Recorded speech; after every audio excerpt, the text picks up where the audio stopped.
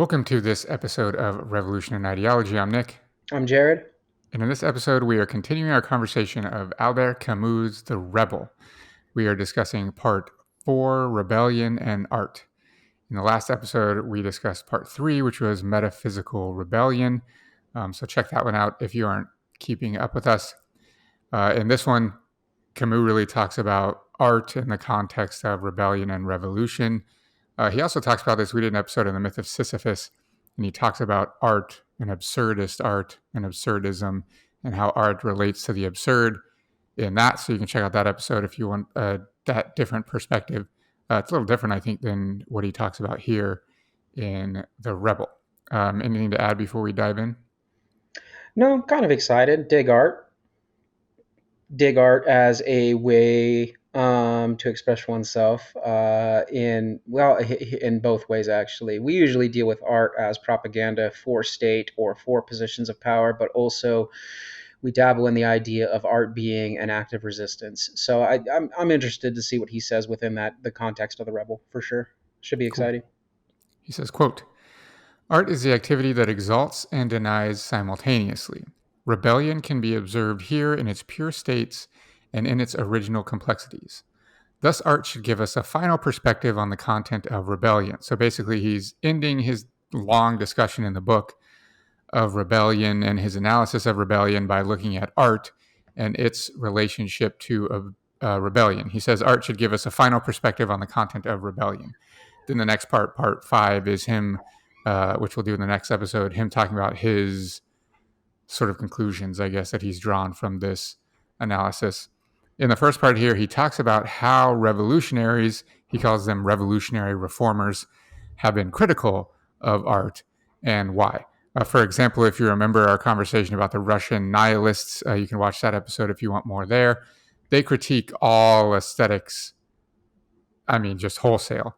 Any kind of art or music, etc., they say is essentially just a waste of time. So watch that episode if you want more there. He also says, quote, "German ideology is no less severe in its accusations. According to the revolutionary interpreters of Hegel's phenomenology, there will be no art in reconciled society. Beauty will be lived and no longer only imagined. Reality become entirely rational, will satisfy completely by itself every appetite." Here he's talking about Marx and Marxist interpreters, Lenin, and so forth. He basically says, in their envisioned utopia, which he talked about in the previous section, there will be no art because life itself essentially will be a work of art. There will be no contradiction and conflict in life. That, what does he say? Beauty will be lived and no longer only imagined. So he says basically revolutionaries, whether they're the Russian nihilists or the German, Marxists, etc., they all critique art for various reasons. He says that revolutionaries are skeptical of art because, quote, "The revolutionary spirit, born of total negation, instinctively felt that, as well as refusal, there was also consent to be found in art. No form of art can survive on total denial alone. Just as all thought, and primary that of non-signification, signifies something, so there is no art that has no signification." So basically, art cannot be total negation because art in some way implies the consent to some version of reality. Whatever it chooses to depict, there is some amount of reality depicted within that art. And this has real consequences for Camus. He thinks that this is very significant in what the artist chooses, even if it's sort of like unconsciously chooses to, what version of reality the artist chooses to remain within their art. So essentially, in addition to negation, revolutionaries recognize some amount of consent to some aspect of reality within art, and this is a contradiction which they must confront within themselves as well. He says, quote, "To create beauty, the artist must simultaneously reject reality and exalt certain of its aspects. Art disputes reality, but it does not hide from it." And so he says that the revolutionaries do the exact same thing to some extent, and so they are forced to sort of confront the same contradiction that exists within art. They're forced to confront within themselves that revolutionaries are not don't represent a wholesale negation of reality, that there are some portions of reality that the revolutionaries seek to, are at least inspired by, or seek to continue through their revolution. That there is no, absolute negation coming from a revolutionary. In fact, I think if we go back to the earlier sections, Sade was the only one that Camus labels as absolute negation, but the revolutionaries do not qualify for reasons he talks about in sections 2 and 3 before we got here. Anything to add? I guess I'm confused, if I'm going to be honest here in this Mm-hmm. section, because he went through in the prior section, part three, are actually our favorite section, historical rebellion, and he's talking, and I'm focused mostly on the Marxist part rather than the fascist part or the regicides or anything along those lines. Mm-hmm. The idea of historical materialism that he dabbles in a little bit. Camus not Mm-hmm. necessarily dabbling in it as a true believer, but as someone that was discussing it. And if he's doing this discussion in relation to now art and Marxist revolutionary thought, I guess I'm missing. It feels like there's a disconnection there. That if the Marxist revolutionaries are willing to engage in historical materialism, i.e., the context of their era, why would there be an acceptable negation of the art as well, in my own mind, being part of that historical material construct? So he actually talks about this specifically later on when he talks about propaganda. Okay. And he actually does say that art does serve the revolution in some capacity, but not it itself is contradictory to the goal of the revolution. I don't know Let me that find that quote I don't know that real I wholly fast. disagree with that either. I mean, if we look at, again, using the specific examples that he used in the prior section, if we look at the Marxist examples, and I'll pick on the Soviet Union here, Lenin, Comintern, etc., the dictatorship of the proletariat became master manipulators of art, right? They were chief propagandists. And one could surmise that their ability to manipulate information through propaganda, especially artistic representation, was counterintuitive to the purity of the revolution, i.e., its negation, in this case, of capital and states and so on and so forth. I guess I could see that. He says, quote, art does not belong to all times. It is determined, on the contrary, by its period and expresses, says Marx, the privileged values of the ruling class. Thus, there is only one revolutionary form of art, which is precisely art dedicated to the service of the revolution. Moreover, by creating beauty outside the course of history, art impedes the only rational activity, the transformation of history itself into absolute beauty. So Camus argues that for art, for Marx, I mean, and Marxists, that art, Right. A, represents the values of the ruling class, so they're against it in that respect, but also only functions to impede the natural progression of history. So when we talk about historical materialism, Camus suggests that Marx would argue that art is an impediment to that natural progression, the evolution of history, which the Marxists, the materialists in this case, are trying to bring about, or at least waiting to come about.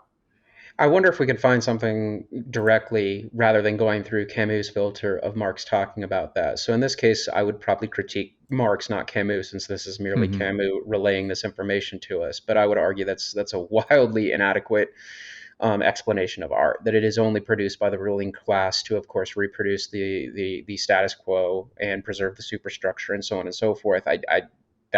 That would be another good critique that we can include in a later deconstruction of Marxism through the lens of Camus, because I find it wildly inadequate. So again, in this case, I'm critiquing Marx, not Camus, Right. explaining Marx to us, right? Yeah, and like one of my goals for this year was to really look into the history and talk about, revolutionary art and go into thinkers like Right. Benjamin and so forth, which we never got around to, and clearly it's not going to happen before the end of the year. But I would like to revisit that I mean, even the at some big point. players, the Picassos and Van Gogh. Camus Mm-hmm. brings up Van Gogh, obviously, in the section. Even the big Yep. players. I mean, it'd be interesting. I mean, you've seen Guernica. Like that's. Mm-hmm. I guess I just don't see through the Marxist filter how that would be an impediment to the revolution. But again, I digress. Let's continue. Mm-hmm. Well, I mean, I think it goes to the absolute full commitment to materialism, right? Art represents the ideal. Does it represent the material? I don't know, right? That's a debate to be had. And in this case, according to Camus, right, it represents the ideals of the ruling class, not of the working class, to use Marxist terms, But which whose Camus ideal? clearly. I get it. Yeah, like I mean, Mm-hmm. ruling class, ruling ideas. That's Marxist philosophy. But I guess for any sort of act of rebellion, again using the Marxist lens here, there is the possibility at some point for creative expression that challenges the ruling class. I mean, I would have to assume that there is. Well, Camus argues later on, which we'll get to in a few minutes, that there, I mean, he would argue against that, right? Even Guernica is a good example. Like, it's a critique for sure of the events that transpired. Is it creation, right? Is it a novel creation of something? Like, no doubt Picasso is an amazing artist, but Camus would probably argue he's not actually creating something new in the midst of revolution, because Camus argues that that's actually impossible. It's only possible once the revolution ends that creativity can take place. But we'll get to that in a few minutes. So it's very Brahmanistic now, is where my mind is going, that there has to be absolute destruction before there can be creation. We That's need, actually Camus' argument in this section, okay. but we'll get there in a second. Quote, art thus leads us back to the origins of rebellion, to the extent that it tries to give its form to an elusive value which the future perpetually promises, but of which the artist has a presentiment and wishes to snatch from the grasp of history. Then he goes into at least one example. The next section is rebellion and the novel, and he talks about novels in detail and their relationship to rebellion and revolution. He says, quote, it is possible to separate the literature of consent, which coincides by and large with ancient history in the classical period, from the literature of rebellion, which begins in modern times. We note the scarcity of fiction in the former. When it exists, with very few exceptions, it is not concerned with a story, but with fantasy. These are fairy tales, not novels. So Camus is suggesting that basically pre-modern art was either a representation of reality or it was pure fantasy, and he calls this the literature of consent. And he contrasts this with modern art, which he calls the literature of rebellion. I don't know. What do you think about this line he's drawing in the sand here historically? I don't know that I wholly agree with it. I do. Well, I mean, I guess my mind goes back to our constant concept of ethically constitutive stories that works its way into numerous episodes that we record.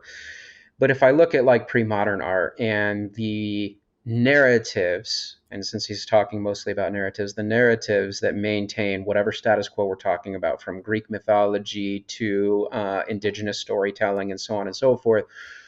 I mean, yes, I would argue they're wildly creative, but they're creative in a way to relay information and socialize individuals into the current constructs of that time. And so, in that case, I would argue they're not rebellious whatsoever.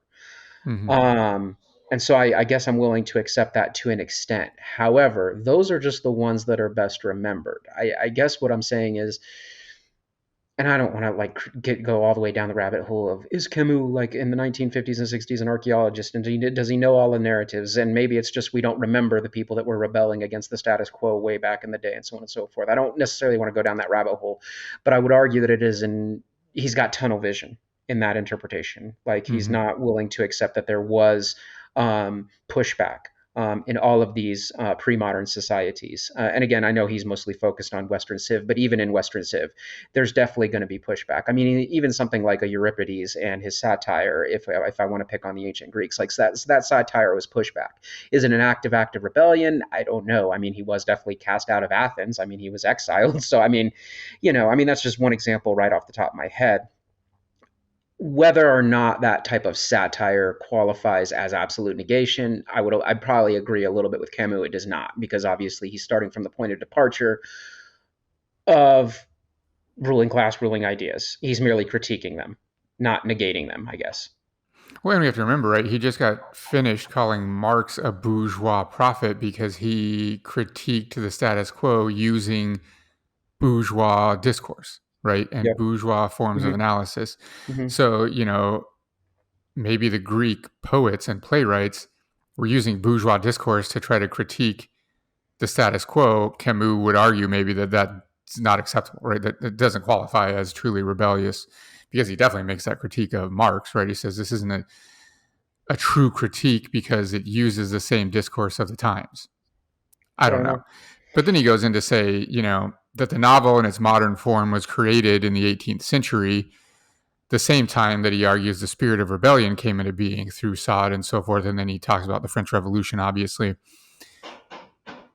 So it's interesting that, yeah, I don't know. What do you think about that claim that the novel, and its as we know it today, right, was born in the 1700s, essentially? So I'm willing to admit that a lot of those romantic or transcendental or even nihilistic works, aside from Fathers and Sons, that we had to talk about, I haven't read a lot of them. I don't know that I have the literary experience to speak to them being invented as acts of rebellion. And I guess I'm having a hard time, even if I was more familiar with them, seeing how they are not also speaking within the context of the bourgeoisie. Mm-hmm. I, I guess I'm not seeing the distinction between Well, also between to be fair to Camus, he's not arguing that every novel is rebellious. right. I don't think that he doesn't make that blanket claim. He's just arguing here that the first novels, as we know them, coincided with the birth of the spirit of rebellion. Right? He would say that, But they coincided with a whole host of other things as well, the mm-hmm. Enlightenment, and like I mean, so there, you know what I'm saying? So Well, I mean, those things are definitely connected, right? He would yeah, argue that, I think, for yeah. sure as well. I mean, most people do make the argument that Fathers and Sons was one of the first novels as we know it, right? That in Russian literature was the first, right? I don't know if there's a lot of argument against that. Even the others were, like Dante, etc., were epics of pure fantasy for sure. The Russian novelists have an interesting balance. Kim will refer to this equilibrium in a second. Balance between reality and fiction, right? Like Fathers and Sons is clearly made up. Like this doesn't happen. It's not a work of history, but it does reflect reality to an extent as well. Would we call Don Quixote a novel? I guess that's neither here nor there. I'm just trying to think of things that are just slightly before this period. Mm-hmm. And That's a good one. yeah, I'm trying to think of where Camus would place them within this line in this like on what side of the line that he's drawn, where would he place them? It does Mm-hmm. it's neither here nor there, but like I said, it's got me thinking a little bit. Anyway, Right. He says, quote, revolutionary criticism condemns the novel in its pure form as being simply a means of escape or an idle imagination. In everyday speech, we find the term romance used to describe an exaggerated description or lying account of some event. Camus takes issue with this rejection. So he says that the revolutionaries, right, say that this is basically novels are literature is a false escape, right? It's men seeking the escape of reality. And so by reading these books, it gives them a means to, escape from their actual social circumstances. And therefore, it's, essentially distracting them from the revolution and preventing them from facing things and participating in, and so forth. But Camus actually takes issue with this, and I actually like this. He suggests that novels, rather than being a representation of man's desire to escape reality, actually result from man's alienation within society. So he has a quote here that I like. He says, the contradiction is this: man rejects the world as it is without accepting the necessity of escaping it. In fact, men cling to the world, and by far the majority do not want to abandon it. Far from always wanting to forget it, they suffer, on the contrary, from not being able to possess it completely enough. Estranged citizens of the world, exiled from their own country. So, according to Camus, men don't actually want to escape society. They want to belong to society. They want to use his terminology, possess it completely, right? So they feel alienated within their own society. They don't want to escape. They just want to belong. They want to have ownership over it, right? They want to possess it, to use Camus' terminology. What do you think about that? I mean, I think it's interesting. I'm gonna bring this into the 20th or 21st century, I should say. Camus was definitely writing in the 20th century. I'm gonna bring it in the 21st century with all of course, the fantasy that we have. fantasy content from Hmm. what we would now call novels. Although I guess we're being generous when we start thinking about like Hunger Games and whatnot being novels, but or Harry Potter or whatever being novels. These very very popular mass appeal types of literature. An easy interpretation is that a lot of it is escapism from the Hmm. alienation that we're all experiencing today. But the other part that I do agree with Camus with, especially when we think about these things, is that we want it's not purely about the escape. We're not dreaming of the apocalypse, the zombie apocalypse, the alien apocalypse, the wizard apocalypse, whatever apocalypse that we're talking about. We're not dreaming about that strictly for the escape properties. We're dreaming that we're Harry. We're dreaming that we are in The Walking Dead, Rick the sheriff. We're dreaming that we are now the ones that are commanding that new society. And I Hmm. think that does speak to this idea that we don't want wholesale negation. We want not only participation but control. We want that Hmm. control, and so yeah, because we do. That alienation has made us feel like we don't have we only have marginal degrees of control over our own lives within modern technocratic society. So I would agree with Camus on this. Not even that, but like meaning, right? Like the hero Hmm. in all of those books that you just talked about, right? Their lives have meaning. They have a purpose, right? There's a goal for them in the Right. plot that is their like eternal goal, whatever it is, right? Beyond Katniss being, Everdeen is, saving the yeah, districts and so forth.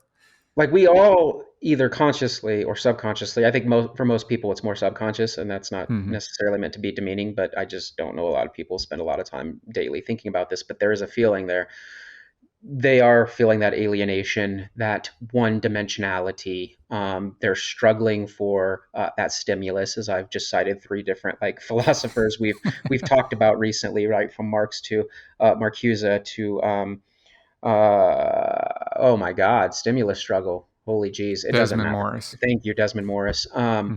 But yeah, like these these stories are symptoms of this genuine understanding. I nay, not understanding. Did I just say nay? What is this, like the 18th century? Now I'm in like, what are we doing here?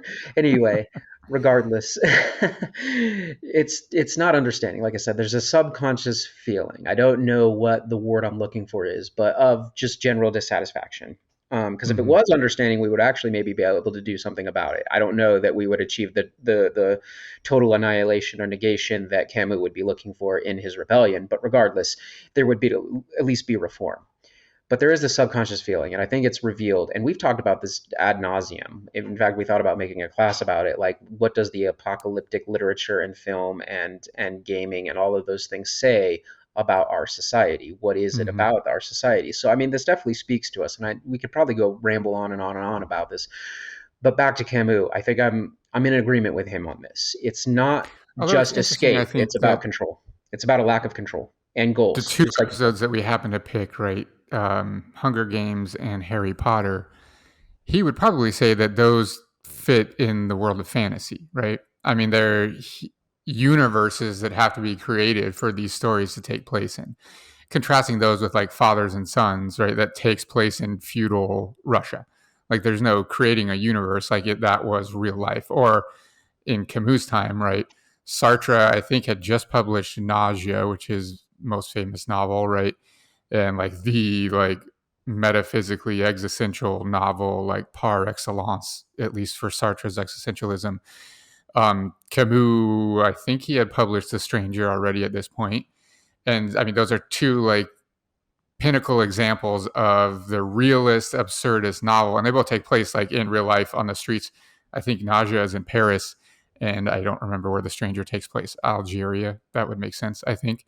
Um, but like, if you're writing The Lord of the Rings or The Hunger Games or Harry Potter, yes, it's based in reality because there's like water and humans and etc. But like you have to create a whole universe. You have to invent a reality for that story to take place in. So I think Camus would say he would probably just discount those, offhand as that's fantasy. It doesn't actually reflect reality in any way, right? And so, But I mean, from a material condition standpoint, I might agree with Camus on that, but not for. the humanity part of it, not for the psychological, emotional, cognitive, like the things that we're meant to experience through the characterization. And that's not me necessarily defending these as grandiose works of art by any Mm-hmm. stretch of the imagination, but to completely disassociate them from our current reality under the auspices of fantasy, I wouldn't agree with him on that point I at mean, it's the all. same as like, Dante's Inferno or something. Right. Any of the classical works, same thing is true, right? There are human beings that are in those works, but it requires a certain level of fantasy very clearly, right? And Camus is not clear in this section, which is why we're struggling here, and I think most people do. He doesn't say this is exactly what qualifies as a fantasy. This is exactly what qualifies as a novel, and that's why my argument of it being born in the 18th century is valid, and so forth. Right? Like that doesn't happen. And He now I'm kind of drawn just back to like the classic that we all were kind of forced to read back in middle school or high school or whatever of Camus' era, right? Like Catcher in the Rye. Where does that novel sit, right? I mm-hmm. mean, is that just a softer version of what is being produced in Europe at this? Wait, is J.D. Salinger European? I think he's American, right? Yeah. He actually Anyway, does have a section on the American novel yeah. specifically, which is kind of interesting. Anyway, it's neither here nor there at this point. I think the premise here is interesting. I'll I mean, leave it this at is what Camus interesting. says about the American novel. He says, and he's talking about, he refers to Faulkner as his example in his footnotes. He says, the American novel claims to find its unity in reducing man either to elementals or to his external reactions and to his behavior. It does not choose feelings or passions to give a detailed description of, such as we find in classic French novels. It rejects analysis and the search for a fundamental psychological motive that could explain and recapitulate the behavior of the character. This is why the unity of this novel form is only the unity of the flash of recognition. Its technique consists in describing men by their outside appearances, in their most casual actions of reproducing, without comment, everything they say down to their repetitions. And finally, by acting as if men were entirely defined by their daily automatisms. On this mechanical level, men, in fact, seem exactly alike, which explains this peculiar universe in which all the characters appear interchangeable, even down to their physical peculiarities. And then he continues. This technique is called realistic, only owing to a misapprehension. In addition to the fact that realism in art is, as we shall see, an incomprehensible idea, it is perfectly obvious that this fictitious world is not attempting a reproduction pure and simple of reality, but the most arbitrary form of stylization. And he continues on and on. Anyway, his argument is that American novels are different than French classical novels. I don't think we need to really like dive deep into that argument because neither of us probably care. No, I mean it does have me thinking a little bit. Let's rewind. When was The Rebel written? 50, 55. I think it was Okay. translated in 55, written in 54 or something like that. Okay. It just also had me thinking about On the Road by Jack Kerouac as well. Mm-hmm. And that description kind of actually laid it out pretty well, the one that he just described. Mm-hmm. I think that's actually kind of interesting. On the Road kind of seen as a quote unquote rebellious take. I mean, right? It's the beat movement of the 1950s and so on and so forth. And yet, I think Camus just, I mean, using Camus, even though he'd probably not read On the Road, that deconstruction So kind of this was fit that. written in The Rebel was like 1954. The English translation was 56. On the Road Yeah. was 1957. 57. Yeah, I'm seeing it Yeah. right here. Okay. But still, something that we consider to be a rebellious work also fit Camus' description, even though it had not been created yet. So that's quite interesting to Although I me. don't know if he would argue that it was rebellious because it's purely like, I mean, it's essentially a stream of consciousness, right? I mean, he literally wrote it on one continuous scroll. So Camus might argue, we haven't got here yet to his discussion of reality and abstraction in literature, but Camus might argue that On the Road would actually be a perfect example of like trying to reproduce reality, which is impossible, he then later says, but how No, I'm rebellious saying, is that? You know what I no, mean? that's what I'm saying. That's something we perceive to be rebellious. Camus has Got it. also, yeah, yeah, yeah. Yeah, So yeah. Camus would, yeah. Okay, in the novel, quote, we have an imaginary world, therefore, which is created by the rectification of the actual world, a world where suffering can, if it wishes, continue until death, where passions are never distracted, where people are prey to obsessions and are always present to one another. Man is finally able to give himself the alleviating form and limits which he pursues in vain in his own life. The novel creates destiny to suit any eventuality. In this way, it competes with creation and provisionally conquers death. So the novel, according to Camus, addresses one part of the absurdist equation, which is death and mortality and this constant seeking for answers, right? Because in the novel, immortality essentially can be sought and achieved. It takes place in reality, but these certain metaphysical limitations can be removed, right? Given, depending on the story and so forth. So it's not like a fantasy where we have to exist in the world of Harry Potter. We can exist in the real world, but the plot devices, the form of the novel can alleviate the metaphysical strain which human beings are forced to live under. Kind of interesting there. Then the next section is rebellion and style. He says, quote, by the treatment that the artist imposes on reality, he declares the intensity of his rejection. But what he retains of reality in the universe that he creates reveals the degree of consent that he gives to at least one part of reality. So he's essentially saying art is simultaneously an affirmation of some portion of reality and a rejection of some portion of reality. And it has this in common with the original form of rebellion, which Camus talks about earlier on in the work, right? That the slave acting against his master is a negation of his oppression and his status as a slave, but an affirmation of the thing within himself that he finds that has value, and then that he finds within all other humans that has value.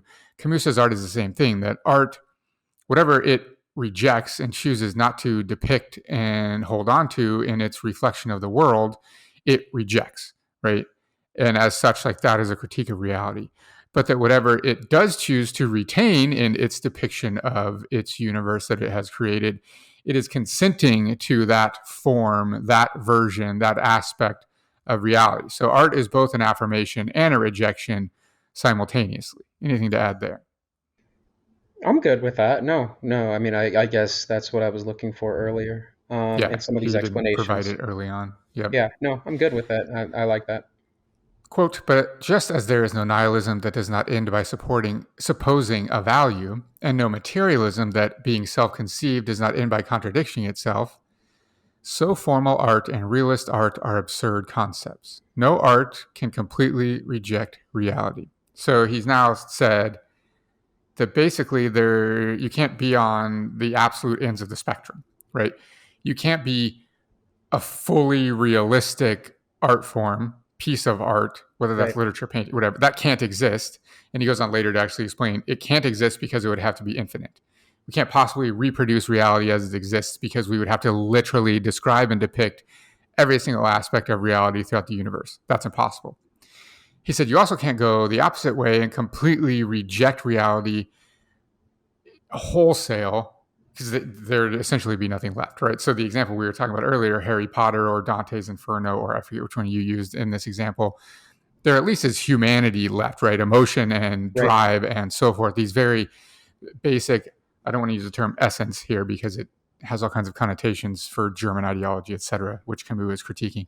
But there's at least some aspect of reality that maintains. So whether we're talking about, the Greek poets or Dante or, whoever wrote the Hunger Games, Collins or something, like any of these, there's some aspect of reality that they are forced to maintain, that you can't reject it completely. There are no original ideas, wholly original ideas. He Everything is built says, off of something, off of our right. socialization, off of the material Yep. conditions, whatever it is, Mm-hmm. off of the hegemonic ideology. There is always going to be that there. Right. To be really realistic, a description would have to be endless. That's what I was saying earlier. That's his quote there. Um, Writers are forced to, he's back on the novel, right? Writers are forced to choose which aspects of reality to maintain and which aspects they are going to fictionalize. And his quote here, which I like a lot, he says, quote, to write is already to choose. And then he goes on later, he actually mentions this sort of in passing, which I thought was interesting because it was I think, really important part. And I didn't put the quote in here in my notes, but he says that choice, which you just talked about, is a result of how we are already socialized, our internalization of the hegemonic order and so forth, right? A priori, this has already existed within us. So the choices that Right. we make to depict in our art, the choices that we make to exclude some part of reality and fictionalize some part and to maintain some part, etc., these in some way, whether that's a little or a lot, right, are a result of our socialization, a result of our values that we've been indoctrinated with, a result of the status quo. The Even the act of writing itself, choosing that specific Mm-hmm. form, is it reveals the socialization, right? Like writing, as we've talked about, the invention of writing, we've done it in prior episodes. We're not going to go Mm-hmm. back and like reference them. I don't even remember which ones they're in, but writing was invented as a mechanism for control. Yep. Control over narrative. And to be blunt, I hate to say it, but like legislation, not legislation as we know it in the modern form with Congresses and so on and so forth, but legislation, right? Writing is invented so that the king can tell his story. Gilgamesh. Writing is invented so that Hammurabi can create a legal code as to why he's awesome and you're not, right? Like, so even Mm-hmm. the act of writing in and of itself, right? That's control. That is a control mechanism. So Yep. I like what Camus says here. When you choose to write, you're already that's already one step. Then he talks about how art and rebellion, and he terminology switches back and forth between like writing and literature and just using the blanket term of art. Then he transitions to creation, right? Creation and rebellion share a commonality, according to Camus. While rebellion can result in total rejections of values, as with like his examples of Sod and Stirner, or a totalitarian revolution, which he goes in the previous example in part 3 with Stalin. Um, Art results in either total abstraction, which is represented by a complete abandonment of reality, or what he calls quote unquote formal obscurantism, represented by an attempt to wholly reproduce reality. Now, like we just talked about, you can't go all the way in either one of those directions. Right. Those are both impossibilities. But he said that it goes the direction of rebellion, right?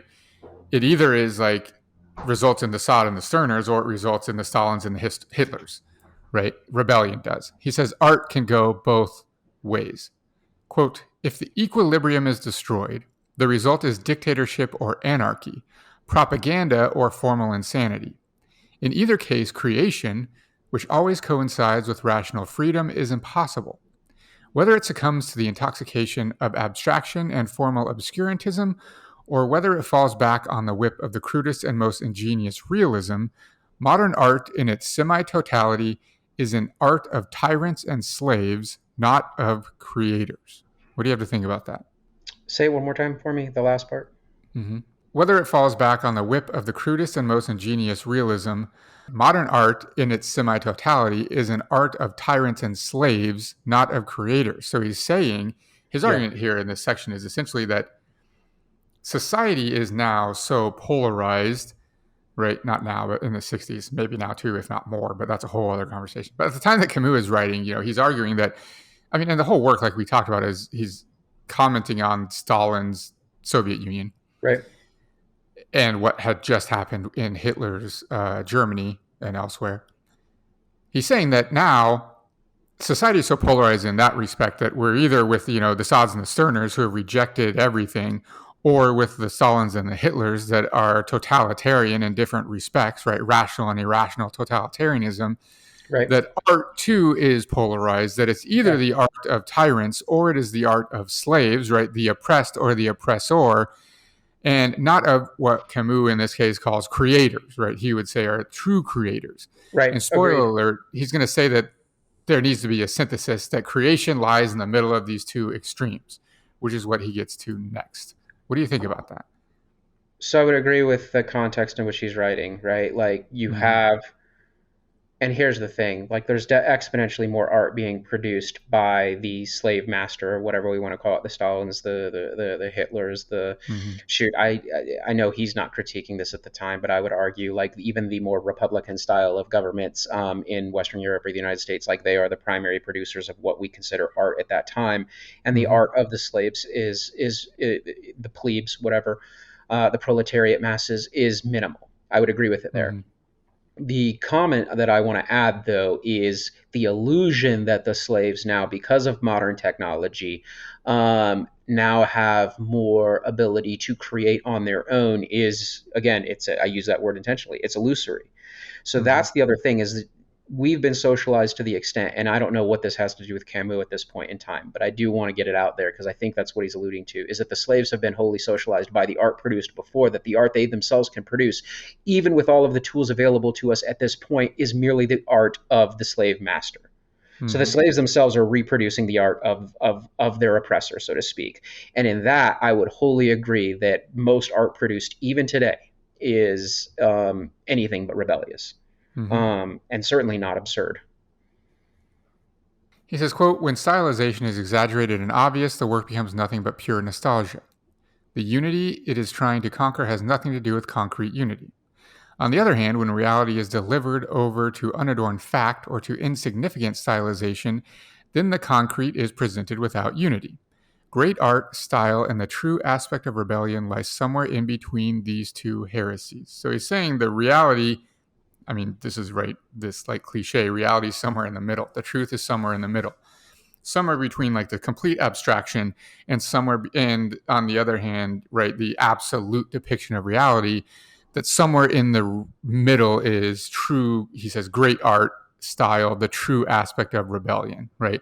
True creation, which is the next section. The next heading in the book is creation and revolution, where Camus tries to break this down even further. He says, quote, in art, rebellion is consummated and perpetuated in the act of real creation, not in criticism or commentary. Revolution, in its turn, can only affirm itself in a civilization and not in terror or tyranny. So he's still comparing art and rebellion to revolution. And he says art and rebellion can only consummate themselves in real creation, where revolution can only affirm itself in the creation of a civilization. So remember, his whole goal here is to create totalitarianism. And he's saying that totalitarianism isn't the result of revolution. Revolution only results, it only ends, right, when a civilization is born. And in that regard, revolution only ends when creation is made possible, which, spoiler alert, he'll get to in just a few seconds, right? So I would argue that something like, I mean, I'm going to argue for Camus, right? Something like Guernica, which almost everyone thinks is like this great critique, right, of the event and the entire like social milieu that was happening at the time. I think Camus might say isn't true creation because it only was an act of criticism. Now, Mhm. this is a huge, huge debate, right? And Adorno has a lot of commentary here and so forth, right? Many people argue that criticism is itself art. You know what I mean? That any type of art, criticism is art, and that art is criticism. Camus seems to take the position that true creation, right? He says the act of real creation is not criticism or commentary. What do you think about that? I'm game. I agree with it. It goes back to the idea that there is nothing wholly original due to the socialization we talked about, and even those of us that are critics, which you and I fall under. I would argue that I'm going to say it, are not creators. We're not artists. We're not Mm-hmm. rebellious artists. We are critics. And I don't think that Right. we would qualify. And I would agree with Camus on that. I am not a creator. We also have to remember back to earlier sections where he categorizes, like Sade as absolute negation and Stirner and Nietzsche as absolute affirmation, right? He would probably argue that art that only critiques functions as a negation of the status quo, but that does not qualify as creation, Right. right? Yeah. But I then we mean, have other philosophers like, Bakunin, where, destruction, what I'll butcher this, but paraphrasing, right? The urge to destroy is also a creative urge, something like that, right? yeah, but I mean, then we're getting into post-structuralism, right? Like the constant deconstruction without any answer for what will be reconstructed. And Mm-hmm. Camus would argue that that reconstruction cannot be imagined without absolute negation, and that absolute negation is nearly impossible since the critique requires at least some sort of acceptance of the current material and contextual conditions. So now we're talking ourselves in circles as we go through Mm-hmm. like these different philosophers. And I don't know. I'm not accusing Camus necessarily of talking in circles, although maybe a Right. little bit he is. But the way we frame these various philosophies, how sometimes there are incongruencies. Again, if you've gone back and watched some of our videos on post-structuralism or one-dimensionality or stimulus struggle, you're going to see all of these individuals are writing within a couple of decades of each other, and you can kind of Mm-hmm. see these different takes on how to deal with, if we go all the way back to the 1840s, alienation, right? So, Mm-hmm. Well, can you keep in mind that Camus is writing this right at, I mean, almost within a couple of years of when people point to the beginning of post-structuralism in France, right? And he's right, writing this. He's French, obviously. So yeah. clearly, he's a precursor. Let's just call him a precursor to post-structuralism, right? He says, quote, "The two questions that are posed by our times to a society caught in a dilemma is creation possible? Is the revolution possible?" He says these are in reality only one question, which concerns the renaissance of civilization. So he says basically we have to ask two questions: is creation possible? Is revolution possible? And he says these are basically one and the same. Quote, "If the rebel must simultaneously reject the frenzy of annihilation and the acceptance of totality, the artist must simultaneously escape from the passion for formality and the totalitarian aesthetic of reality. The world today is one, in fact, but its unity is the unity of nihilism. Civilization is only possible if, by renouncing the nihilism of formal principles and the nihilism without principles, the world rediscovers the road to a creative synthesis." So here we finally, we're at page whatever, 200 something of this book. Camus is just starting to give us a glimpse into his position, right, in his argument, which he'll obviously lay out in section 5 when we get there next. But he's basically saying we must find the synthesis between the nihilism that rejects everything, like Sade and Stirner, and the nihilism which results in totalitarianism, right? Hitler, the idea of the Übermensch adopted by the Nazis, Stalin, and so forth, that we have to essentially rise above these two extremes and find the middle ground, the synthesis of these that will enable true creation. What? An argument for the middle path? I think a guy named Siddhartha had that argument. I don't know. Right. 20, I don't even know how many centuries ago. 5th century BCE. Yeah. Anyway, no, I mean Quote, it's not remotely the same. I'm not. no. Quote, "Art and society, creation and revolution, to prepare for this event, this true creation, must rediscover the source of rebellion, where refusal and acceptance, the unique and the universal, the individual and history balance each other in a condition of acute tension." So he's essentially saying, the initial point of rebellion and this, the absurdist rebellion, which is confronting the absurd, maintaining awareness of the absurdist position, finding that thing in the moment of value within yourself that is worth defending to the death in this initial act of rebellion. He says, art and society, creation and revolution, to prepare for this real act of creation, must rediscover this initial position, this source of rebellion, according to Camus. He says, quote, "The appalling society of tyrants and slaves in which we survive will find its death and transfiguration only on the level of creation. Only once creation is made possible will this, the social circumstances in which we find ourselves, this totalitarianism, only once we are able to create will that come to an end." And Camus, in fact, argues that the end of totalitarian revolution is the pinnacle, the peak of totalitarian revolution is the death of art. Once art is made impossible, then the revolution will die, and then creation will be made possible. He says, quote, "Modern conquerors can kill, but do not seem to be able to create." He continues, "In the long run, therefore, art in our revolutionary societies must die. But then the revolution will have lived its allotted span."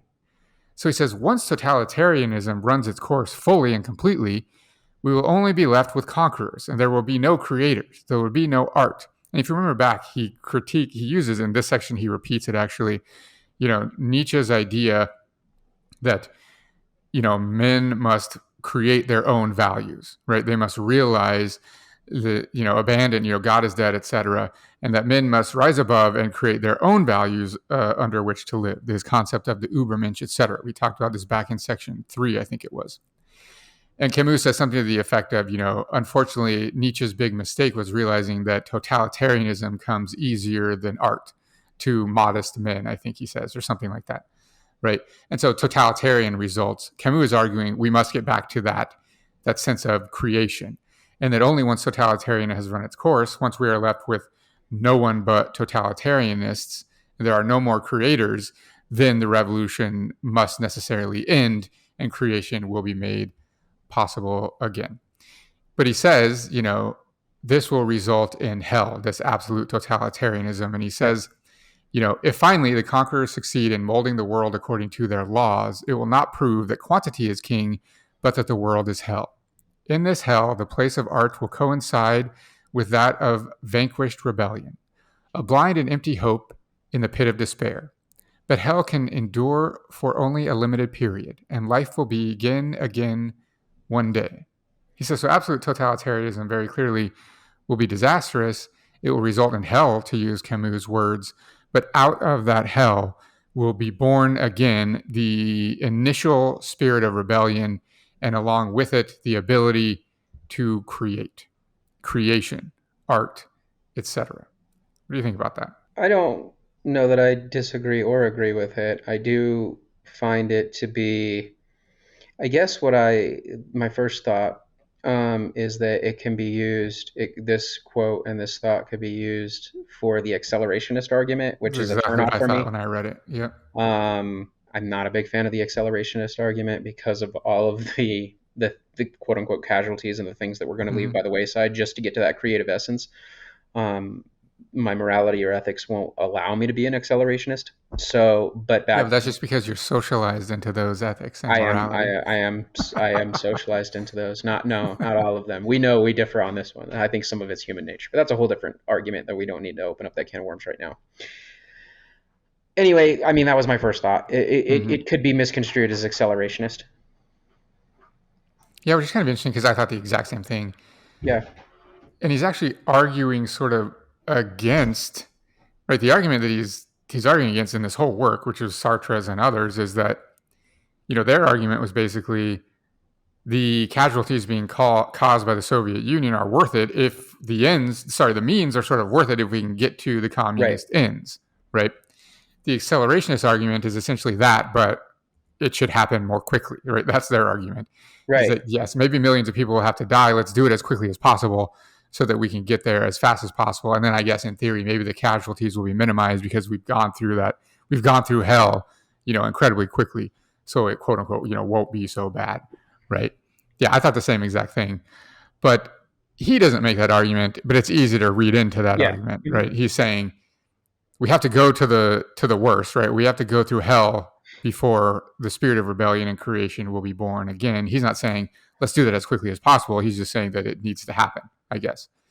right.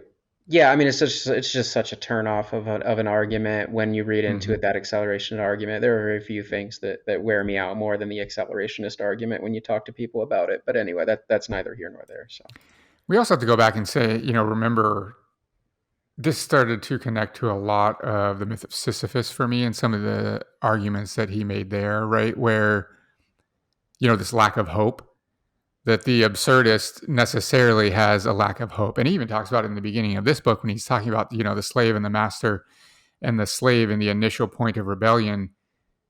It's not a hopeful, right? This act in the moment isn't the hope for some future. In fact, Camus charges, the Marxists for being prophetic and having this hope in this future yep, that someday will come into being, right? Camus argues against all of that. So he would say actually that accelerationism is this hope that we can do it as quickly as possible. He would have all kinds of problems with that because yep, it has hope, right? And so that's his commentary here is void of all hope. He's not saying, we should look forward to this day or we should bring it into being as quickly as possible. He's just matter of factly saying someday, we don't know when this happens, then creation will be possible. His quote, is it possible eternally to reject injustice without ceasing to acclaim the nature of man and the beauty of the world? Our answer is yes. This ethic, at once unsubmissive and loyal, is in any event the only one that lights the way to a truly realistic revolution. In upholding the beauty, we prepare the way for the day of regeneration when civilization will give first place far and ahead of the formal principles and degraded values of history to this living virtue on which is founded the common dignity of man and the world he lives in, and which we must now define in the face of a world that insults it. So he's essentially saying the only way to a quote-unquote truly realistic revolution is to reject injustice while simultaneously, quote, acclaiming the nature of man and the beauty of the world. And if we think back to his discussion very early on of rebellion, this is essentially exactly what the rebel does in the moment of rebellion, right? It simultaneously rejects the injustice of the master, and it, acclaims the thing of value within themselves, right? The slave recognizes something in themselves that's worth dying for, and in the act of rebellion rejects their oppression. He says the only way to a truly realistic revolution is to essentially find that spirit again in the midst of totalitarianism. Essentially, Camus is arguing we must find the ability, the position, right, to reject the injustice and at the same time, exalt the thing of beauty within each individual man and mankind. I don't know. What are your thoughts? I don't have any. I don't know that I have any thoughts on that. I mean, like a true post-structuralist, even though he's writing before post-structuralism is like really fleshed out as like this postmodern philosophy, there is no firm answer. It's all vague. And it is, and I appreciate like that idea, because anything that is prescriptive reconstructs, and a post-structuralist should not reconstruct. And I appreciate that. But going back to this idea of revolution, first, the fact that he, in an earlier section, in historical rebellion, kind of alluded to the idea there's never been an actual real revolution under his definition. And the fact that whatever revolution could be upcoming requires this move towards totalitarianism and the abolition of creation for the creation to actually come back. I guess I'm still trying to follow that bouncing ball a little bit. And the idea that we need to get to some, and I'm going to accuse him of this probably unjustly, in fact it is unjustly, but this romanticized notion of getting back to, I mean, I guess he doesn't even really define it. It's not defined, this idea of rebellion for rebellion's sake, but somehow divorced from the material and contextual realities that we exist within. Getting into that type of mindset, I guess I don't understand where we're supposed to go. Let me be blunt. Let me just flat out say it. I don't understand what he's looking for in that quote you just read. Well, that's a perfect way to end this episode, because you're not supposed to understand, because that's all of section 5 is him laying out fair enough where we're supposed to go. And I mean, he's going back on himself a couple of times here. So I don't want to call Camus out. I mean, he's brilliant, but I guess that part was just, it almost undid the whole section we just read, and not just that section, but some of the earlier ones as well. But regardless, let's finish him up in section 5 next episode. Yep. All right. I'm Nick. I'm Jared. Later. Hey everyone, this is Nick. If you enjoyed that episode, be sure to like the video. Don't forget to subscribe to our channel. And if you really like what we're doing, you can support us on Patreon, patreon.com/revolutionandideology. Thank you to our Patreon supporters.